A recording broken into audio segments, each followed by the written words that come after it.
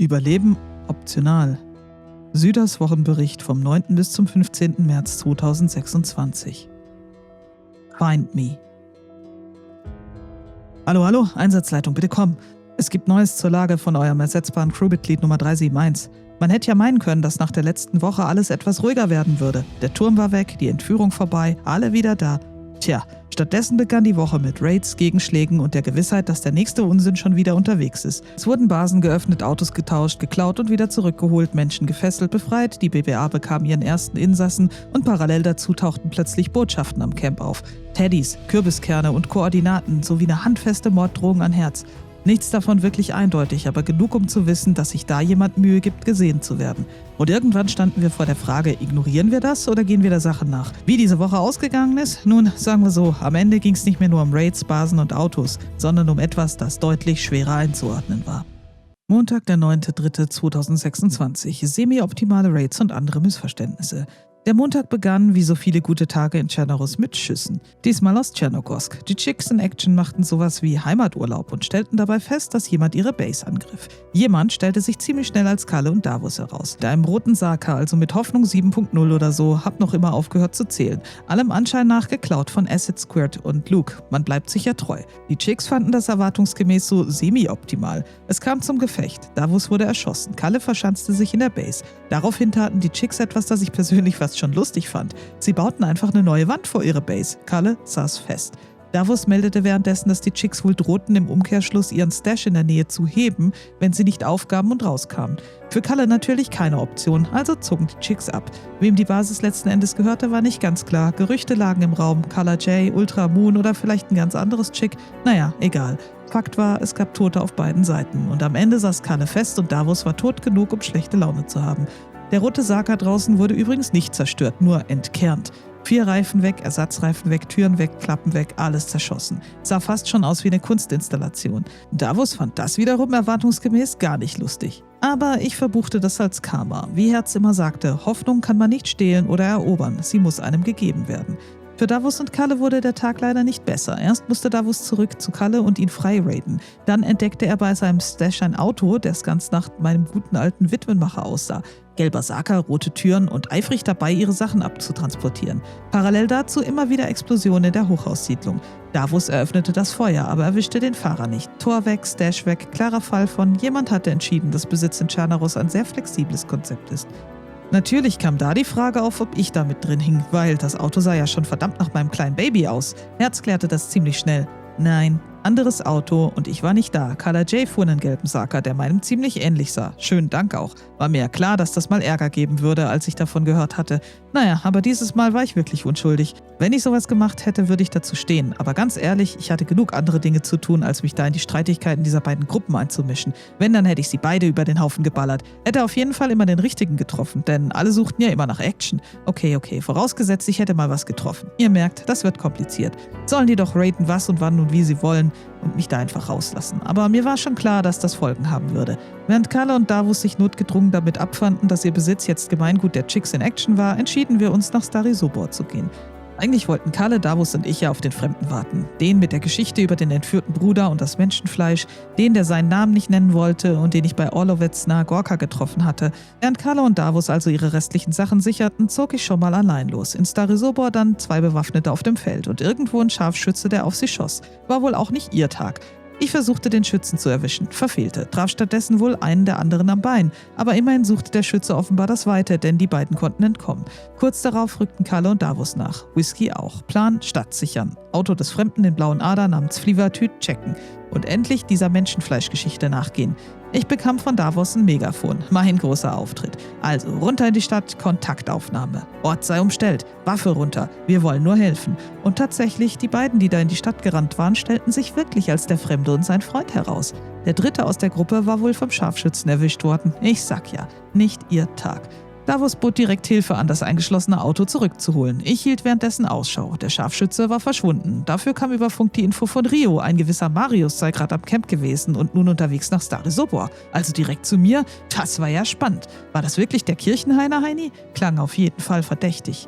Whisky überwachte also die Route und passte ihn ab. Am Ende war es dann doch nur Alex, der Dritte im Bunde des Fremden. Ob Rio sich verhört hatte oder Alex einfach irgendeinen Namen gesagt hatte und dabei die denkbar schlechteste Wahl getroffen hatte, blieb offen. Er schlug sich durch das Militärgebiet und wurde dort von Zombies erwischt. Tragisch, so kurz vor dem Ziel. Generous hat Humor und es war definitiv, also wirklich ganz definitiv nicht ihr Tag. Schließlich wurde das Auto aus der Garage geholt. Der Fremde und sein Kollege wollten jedoch noch tiefer in die Base. Ermitteln nannten sie das. Außerdem wollte der Fremde seinen Hut zurückholen. Davos war sofort dabei. Natürlich. Kalle, Whisky und ich übernahmen wieder das klassische Rumstehen und hoffen, dass nichts passiert. Spoiler, es passierte etwas. Kaum hatten sich Kalle und Whisky für den Abend zurückgezogen und Davos mit seinen 2 Komplizen die Base fast geknackt, fielen 2 Schüsse direkt neben Davos. Der Fremde und sein Kollege lagen regungslos auf dem Dach. Davos rettete sich mit einem gekonnten Sprung von selbigen und brachte sich in Sicherheit. Ich versuchte, den Schützen zu finden und traf stattdessen Davos. Friendly Fire wie aus dem Lehrbuch. Ich sag's mal so, er war nicht begeistert. Schon wieder nicht. Tja, und während Davos am Boden lag, fuhr der Scharfschütze einfach mit dem Auto weg. Wir schossen noch hinterher, aber keine Chance. Am Ende stellte sich raus, es war Ryan gewesen, unser Texaner und inzwischen sowas wie eine lokale Legende. Und bevor Missverständnisse auftreten, das Auto war sein Ader gewesen, den Kalle und Davos vorher bei Gorka entwendet hatten. Er hatte die Spur bis zu dieser Base verfolgt, geduldig abgewartet und den einen oder anderen weggesnackt und ihn sich am Ende zurückgeholt. Fair? In Generous? Absolut. Man sprach sich aus, Missverständnisse wurden geklärt, Respekt wurde aufgebaut. Der Rest des Tages verlief dann logisch. Davos, Mura und ich suchten noch Saka-Reifen, um den Wagen in Tschernogorsk wieder flott zu machen. Hoffnung sollte wieder hergestellt werden.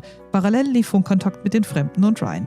Davos entwickelte dabei eine Art Bewunderung für Ryans Schießkünste, was damit endete, dass Davos nochmal nach Stary Subor zog, um die Basis nun full deep zu raiden, wie er sich ausdrückte. Und kaum war er dort, fuhr Ryan in seiner Olga vor, beschoss sich nicht und beschloss stattdessen gemeinsam reinzugehen. Natürlich, warum auch nicht. Am Ende stand fest, Feindbilder sind temporär, gute Schützen nicht. Dienstag, der 10.3.2026. Abschied und ein leicht eskalierender Scheunenbesuch.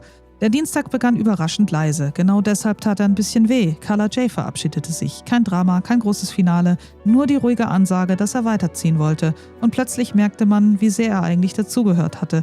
Diese geduldige, immer in sich ruhende Art, wie er Neulingen alles erklärte. Unaufgeregt, freundlich, absolut verlässlich. Sie wird uns fehlen.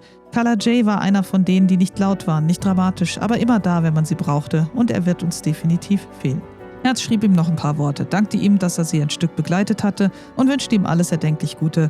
Wir alle wussten, was wir an ihm hatten und egal wo er jetzt war, er wusste, wo er uns finden konnte. Ein Salut auf ihn.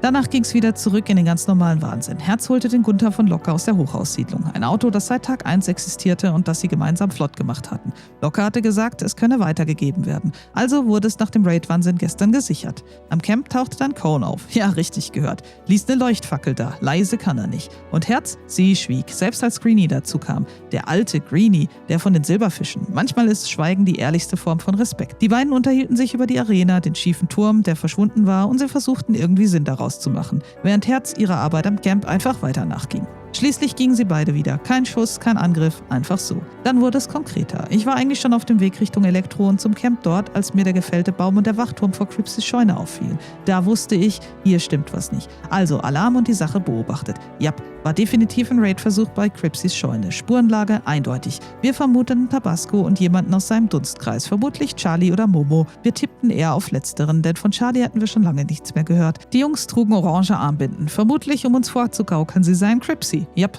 typisch Tabasco. Ultra, Yannick, Davos, Kalle und Cripsy kamen dazu. Problem, Cripsy war nicht im Funk. Noch größeres Problem, es war natürlich genau der Moment, in dem ich mich an die Scheune heranschlich und einen Schuss von hinten kassierte. Von Cripsy. Natürlich. Zum Glück war ich nur kurz ausgenockt, aber sagen wir so, Vertrauen und Geduld sind auch sehr begrenzte Ressourcen in Generous. Dann ging alles sehr schnell. Ultra viel, ich schoss auf jemanden, der versuchte, Cripsys Olga wegzufahren. Traf ihn auch, aber brach ihm wohl nur ein Bein. Wieder so ein Moment, in dem man merkt, Treffen ist optional. Vielleicht sollte ich meinen Bericht umbenennen? Yannick kam als Bambi zum Tatort, wollte stürmen und wurde direkt erschossen. Effizienzlevel ausbaufähig. Am Ende standen noch Kalle, Davos und Cripsy, wobei Cripsy auch starb. War wohl etwas zu leichtsinnig, der Gute. Ich kassierte auch den einen oder anderen Treffer. Die Jungs waren wie eh und je ziemlich gut. Also standen da eigentlich nur noch Kalle und Davos und Kalle hatte beschlossen, die Küste im Auge zu behalten. Also war es nur noch Davos und mitten in diesem kompletten Chaos meldete sich Plüsim. Er wollte eine Fahne am Camp in Prigorodki abholen, mit seinem Freund Patrick. Ich sagte noch, schwierig, ist gerade Gefecht hier. Sie kamen nach einigem Hin und Her trotzdem, natürlich. Kurz vorher schaffte Davos den Push in die Scheune. Ultra war wieder zurück gegenüber den Nordwaldrand und am Ende fielen beide Raider. Sauber. Zumindest nach unseren Maßstäben. Prism und Patrick holten ihre Fahne ab und ließen mir noch eine Plattenweste und einen AN-Helm da. Sehr freundlich, danke. Parallel dazu erkundeten Cook, Frax und Sense die Gefängnisinsel. Ergebnis: wieder zugebaut. Also hatte sich da jemand eingenistet. Wer genau? Keine Ahnung. Aber solche Dinge bleiben nie lang geheim. Vor allem nicht, wenn eine große Basis wie diese so viele Besitzer hatte. Davos berichtete später von medizinischen Vorräten in Schmetterlings Base, die er und Ryan noch gefunden hatten. Kein Menschenfleisch, aber wie gesagt viele Medikamente und Bandagen. Und wie sagte er, es wirkte nicht so, als hätten die das alles selber gesammelt. Das aus Svetlojarsk oder anderen Camps kam, würde erklären, warum neulich so viele Vorräte fehlten. Tja. Am Camp tauchte später noch ein Fremder auf, mit Hut, Waffe und die steckte er weg. Das reichte inzwischen schon als Vertrauensbeweis. Kalle und Davos erschreckten derweil Cook, Frax und Sense bei Lost Hope. Ja, ich darf endlich wieder Lost Hope sagen. Indem sie einfach mal auf die Tankstelle schossen. Die explodierte ordnungsgemäß. Reaktion bei Cook, Frax und Sense: Panik. Aber keine Toten. Abends wurde es dann ruhiger. Ich übergab dem Fremden den roten Gunther von Herz. Freundschaft 3.0 oder 4.0, wir waren uns nicht ganz sicher. Er war jedenfalls glücklich. Er war als Fremder gekommen und fuhr als Freund, egal wie er sich nun nennen wollte.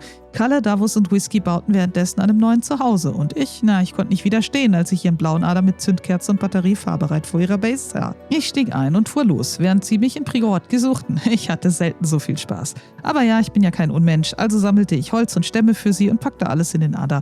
Dann brachte ich die Ladung zurück. Die Gesichter waren's wert.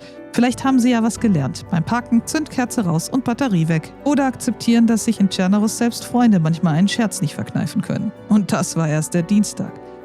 Mittwoch, der 11.03.2026. In der Gerüchteküche brodelt es. Der Mittwoch begann mit Gerüchten, also im Grunde mit der stabilsten Währung in Tschernaros. Man erzählt sich ja so einiges, oder wie war das noch? Rita Kimmelkorn würde ihre wahre Freude dran haben. Diesmal in Umlauf der Silberfish-Screen, die soll jetzt gemeinsame Sache mit Schmetterling und Sora machen. Echt jetzt? Und das, nachdem ausgerechnet die Silberfische sie mehrfach in unterschiedlichen Konstellationen besucht haben sollen.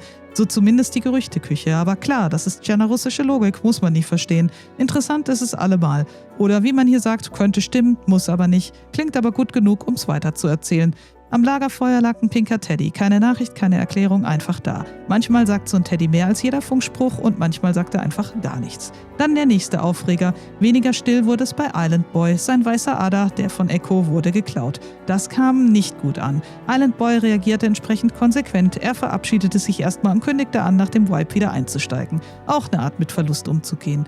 Auch bei Acid Squirt hatte wieder ein Raid stattgefunden, zum zweiten Mal. Und Überraschung, Kalle und Davos. Manche sammeln Dosen, andere sammeln Raids, als sei es ein Wettbewerb. Die beiden holten Cripsy am Camp ab und fuhren mit nach Elektro und bauten direkt auf dem Weg mit 120 km pro Stunde einen Unfall. Schild getroffen, Auto kaputt, Kühler im Eimer.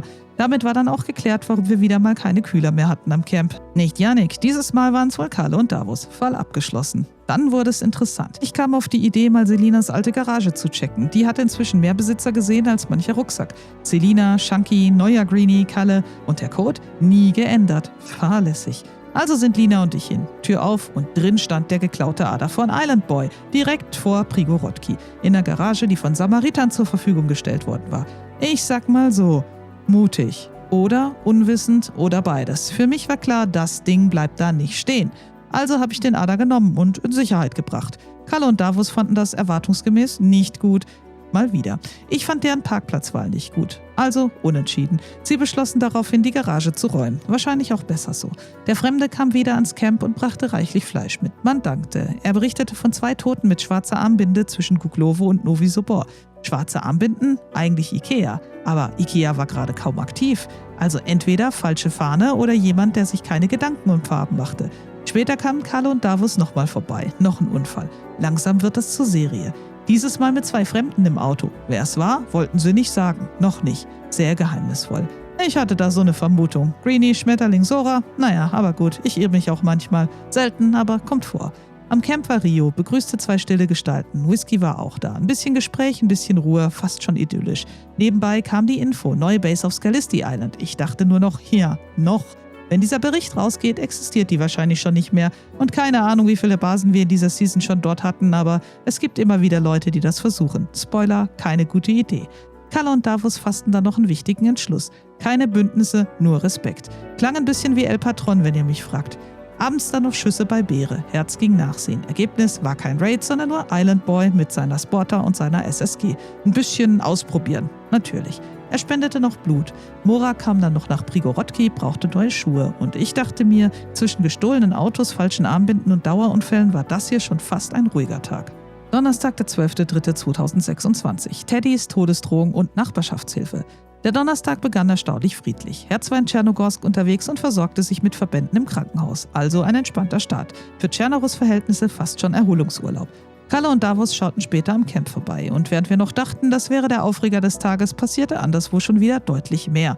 Bei den Saarländern gab es einen Raid-Versuch. Allerdings hatten die Raider nicht mit dem Engel von Novo gerechnet. Der war nämlich gerade auf Tour. Pflanzen gießen für Erik, denn der war im Urlaub. Ganz normale Nachbarschaftshilfe. Dann sah er es, ein Wachturm vor der Base. Fast so wie eine Leiter von einem Fenster. Und jemand, der gerade hochklettern wollte. Er informierte, theoretisch, die zuständigen Stellen. Und praktisch, er eröffnete das Feuer. Einen erwischte er beim Baumstamm schleppen, der andere floh. Kurz darauf trafen auch Tevis und Chris ein und versuchten, den zweiten zu stellen. Ergebnis: Fehlschluss, Flucht erfolgreich. Aber immerhin, die Botschaft war klar. Zurück im Camp wurde es symbolisch. Am schwarzen Brett tauchte eine Nachricht auf. RIP, ein Haar sowie ein weißer Teddybär und ein umgedrehtes Kreuz. Also entweder eine Todesdrohung für unsere gute Herz oder jemand hatte zu viel Zeit. Im Teddy ein getrockneter Apfel, eine Patrone und ein Handschellenschlüssel. Herz war sofort im Analysemodus. Der Schlüssel könnte bedeuten, dass der Teddy selbst der Schlüssel zur Botschaft ist. Der Apfel stand vielleicht für die Versuchung oder Verfall oder Schuld. Die eine Patrone erinnerte sie an Vera, ein dunkles Kapitel, aber dafür fehlte das charakteristische Lambda war es, glaube ich. Naja, oder es kam aus Richtung der Tanz- und Theatergruppe von Schmetterling, dem Kirchenhainer Heini oder jemand ganz anderem. Ich verstand mal wieder nichts, aber es klang alles sehr überzeugend. Am Ende kam Herz zu einem deutlich pragmatischeren Ergebnis. Wahrscheinlich ein Trittbrettfahrer oder jemand mit zu viel Freizeit und zu wenig Sinn im Leben. Vielleicht traf auch alles zu. Die Todesdrohung wurde erstmal nicht allzu ernst genommen. Dann wurde wieder gegessen. Jemmet brachte Lammfleisch. Wir grillten. Tschernorus kann auch anders. Zwischendurch wurden noch Gruppen mit grünen Armbinden gesichtet. Kurze Verwirrung. Die Saarländer, lazy. Am Ende tendierten wir zu den Saarländern. Der Fremde meldete einen Truck. 2 Räder fehlten. Also quasi fahrbereit, sobald man ihn wieder fahrbereit machte. Cripsys Ofen war währenddessen kaputt gegangen. Er konnte keine Pfanne mehr draufstellen. Ein Drama, das in Tschernorus viel zu selten gewürdigt wird. Kalle und Davos halfen. Der Fremde schaute mit Herz und Jemmet vorbei. Gemeinschaftsarbeit. Später tauchte Melo wieder am Camp auf und Ultra hatte noch eine Geschichte vom Vortag. Ein Typ, Hockeymaske und Messer in der Hand, auf dem Bürobau. Und statt zu reden, spielte er unheimliche Musik ab. Ultra versuchte erst Kontakt aufzunehmen. Der Typ reagierte nicht, kam nur näher. Langsam, unheimlich. Ultra schoss. Problem gelöst. Und ganz ehrlich, wer so auftritt, sollte sich nicht wundern, wenn andere nervös werden. Währenddessen lieferten sich Kalle, Davos und Whisky noch ein kleines Gefecht in Elektro.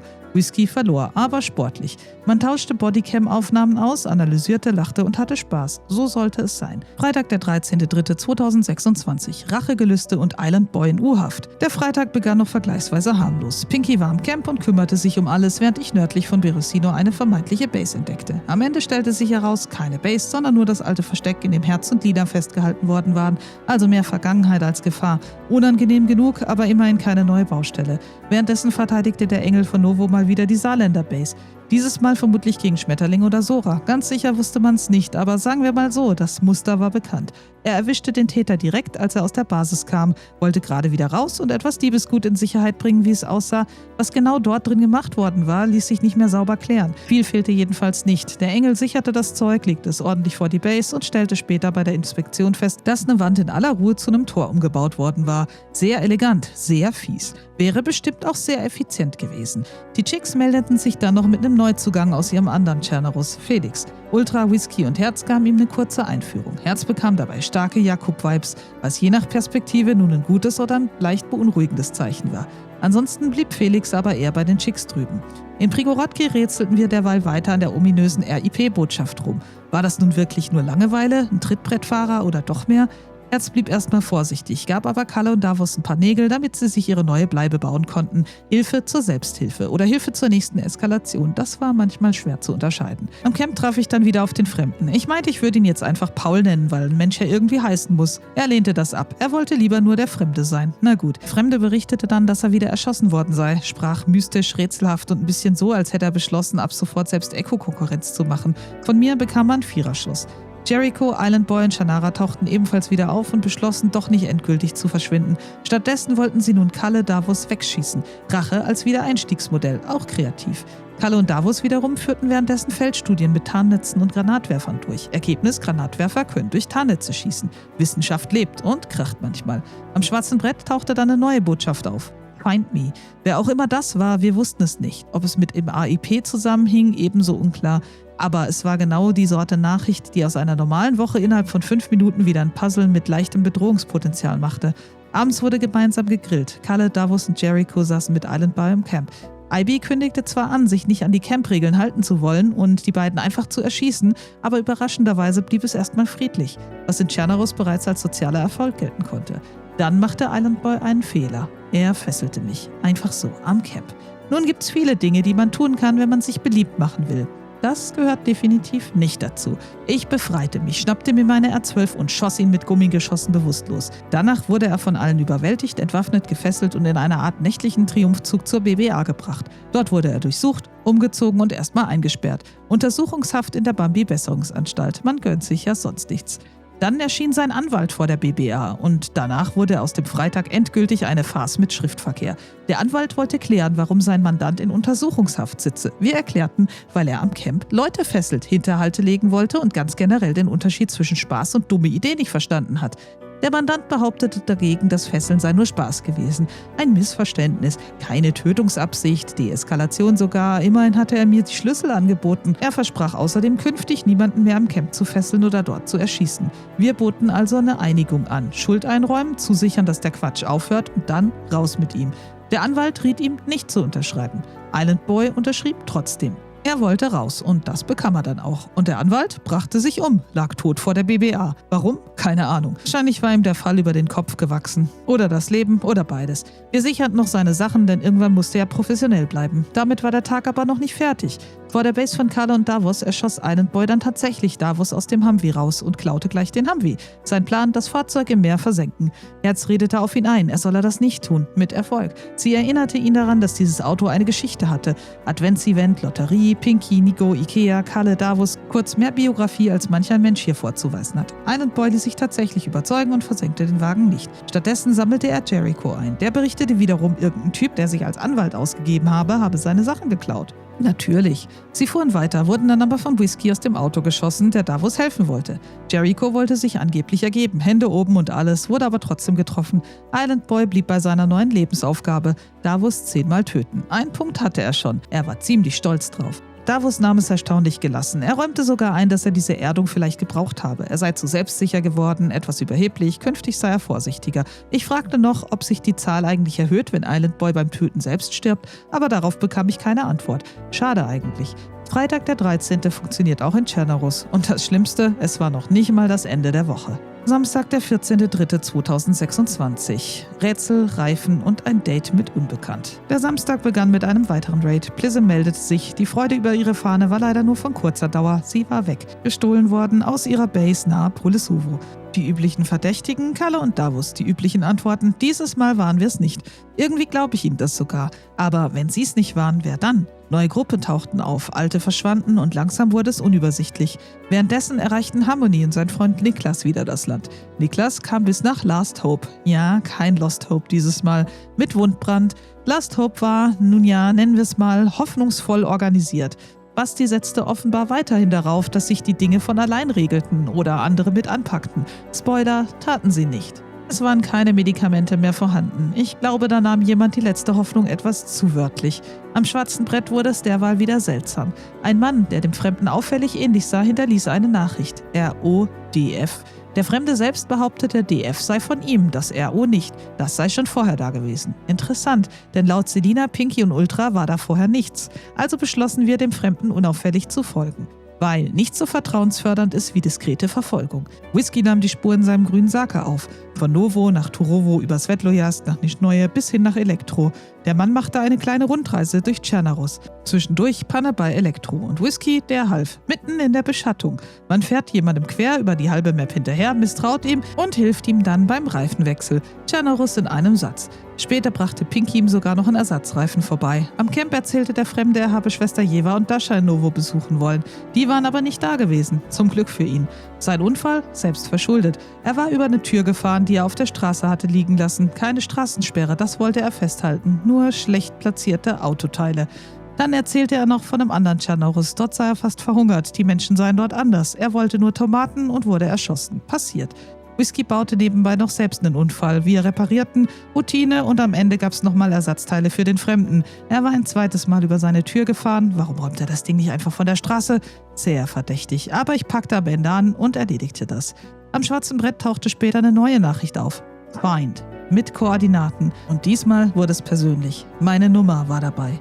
Wen soll ich denn finden und warum? Am Kochhaus lagen 2 weitere Teddys. Ob das alles zusammenhing? Rest in Peace, Find Me, RODF, Find.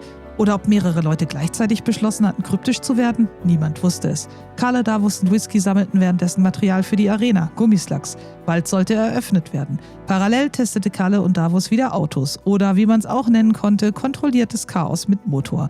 Dann folgte ich den Koordinaten. Unterwegs traf ich Kalle. Ich sagte nur, ich hab ein Date mit dem Kirchenheini, denn ich war mir sicher, dass der seine Fingerchen mit dem Spiel hatte. Wenn meine Nummer schon so offensichtlich platziert worden war. An der Basis angekommen, grüßte mich ein 3-stelliges Zahlenschloss. Ich hatte keine Lust auf dummes Rumprobieren, also gab ich der Intuition folgend meine Nummer ein. Das Schloss sprang auf. Es stellte sich raus, es war nicht der Kirchenhainer Heini gewesen, der die Nachricht platziert hatte. Vor Ort lag etwas ganz anderes. 3 Blutbeutel A-positiv, ein schwarzes Barett, Handschellen und ein sorgsam hingelegtes U aus Kürbiskern. Das ließ nur einen Schluss zu. Ultra. Natürlich. Bitte was? Was zum Henker hatte Ultra damit zu tun? Außerdem fand ich noch eine Botschaft, die ich klar als Date Me las. Ich verstand mal wieder nichts. Aber gut, du willst, dass ich dich finde, dann spielen wir das Spiel. Aber das heißt nicht, dass ich rennen muss. Ich hinterließ ICQ. Und mein Blut, 0 negativ. Einen getrockneten Apfel, einen Handschellenschlüssel, ein Barett, Handschellen und meine Signatur, ein S für Süder und die 371. Dann schloss ich die Tür und legte mich auf die Lauer. Und so endete dieser Samstag mit mehr Fragen als Antworten, einem möglichen Date mit einer Person, die ich nicht kannte und der leisen Erkenntnis, dass es nur dann wirklich ein Date war, wenn auch geschossen wurde. Sonntag, der 15.03.2026. Katz-und-Maus-Spiel. Der Sonntag begann ruhig, zumindest so ruhig, wie es in Tschernobyl eben möglich ist, wenn niemand gerade aktiv versucht, jemanden umzubringen. Whisky arbeitete weiter an der Arena und baute sich Stück für Stück aus, während ich immer noch dort lag, wo ich meine Botschaft hinterlassen hatte und darauf wartete, ob jemand gleich darauf reagieren würde. Und das tat jemand. Ich sah eine Gestalt, die sich zielgerichtet der Base näherte, gab einen Warnschuss mit Gummislacks ab und bekam sofort eine Reaktion. Rückzug, Tür zu, hinlegen. Ab da war klar, das hier war kein Zufall, sondern ein Spiel. In Tschernogorsk entwickelte sich daraus eine wilde, kaum greifbare Schießerei, bei der die Person immer wieder auftauchte, schoss und verschwand, als würde sie unbedingt gesehen werden wollen, ohne sich wirklich fangen zu lassen. Ich sah sie mehrmals, schoss auch, traf natürlich nicht und einmal war ich kurz davor, die DMR zu ziehen, ließ es aber, weil ich antworten wollte und keine Leiche. Das Ganze wurde zu einem Katz-und-Maus-Spiel, bei dem ich irgendwann unter einer Brücke lag, während die Person über mir lief, nur wenige Meter entfernt, ohne mich zu bemerken. Ein Moment, der hätte kippen können. Tat er nicht. Am Ende griff ein Zombie ein, die Situation löste sich chaotisch auf und ich zog mich zurück, bevor es komplett unübersichtlich wurde, denn es wurde dunkel und die Person war weg. Zurück am Camp wurde es nicht weniger seltsam. Ein Fremder stand dort, still, beobachtend, wirkte vertraut und gleichzeitig völlig fremd, sagte nichts und ließ uns alle mit genau den Fragen zurück, die uns schon die ganze Zeit begleiteten. Wer steckte hinter den Botschaften? RIP, Find Me, RODF, Find und Date Me. Und vor allem, wer war die Person in Tschernogorsk und warum wollte sie gefunden werden? Eines wurde immer deutlicher. Das war kein Zufall mehr. Und es hatte sehr wahrscheinlich etwas mit Ultra zu tun. Denn entweder war sie Teil dieser Geschichte oder jemand wollte unbedingt, dass wir das glauben. Und irgendwo dazwischen stand noch immer diese eine Frage im Raum. War das alles nur ein Spiel oder bitterer Ernst, den wir nur noch nicht richtig verstanden hatten? Fazit. Und damit, liebe Rätsellöser, Campbewohner, Arenabauer, Möchtegern, Fesselkünstler, Autodieb-Experten und alle anderen Überlebenden da draußen, das war sie diese Woche. Basen wurden geradet, Autos wechselten häufiger den Besitzer als ihre Reifen und irgendwo zwischen Schüssen, Symbolen und sehr fragwürdigen Entscheidungen begann ein Spiel, das keiner so richtig verstanden hatte. Jemand wollte gefunden werden, mit Absicht, mit Nachdruck und wir sind dieser Spur gefolgt. Am Ende standen wir da, mit mehr Hinweisen als Antworten, einem Namen, der immer wieder auftauchte und einem Gefühl, dass man den Tschernorus besser ernst nimmt, dass hier jemand nicht nur spielt, sondern etwas vorbereitet. Und während andere schon wieder an der Arena bauten und so taten, als wäre alles halbwegs normal, blieb eine Sache ganz sicher nicht geklärt. Was hat Ultra damit zu tun? Und war das alles wirklich nur ein Spiel oder der Anfang von etwas deutlich Größerem? Ich fürchte, das werden wir nächste Woche herausfinden. Nummer 371, Ende.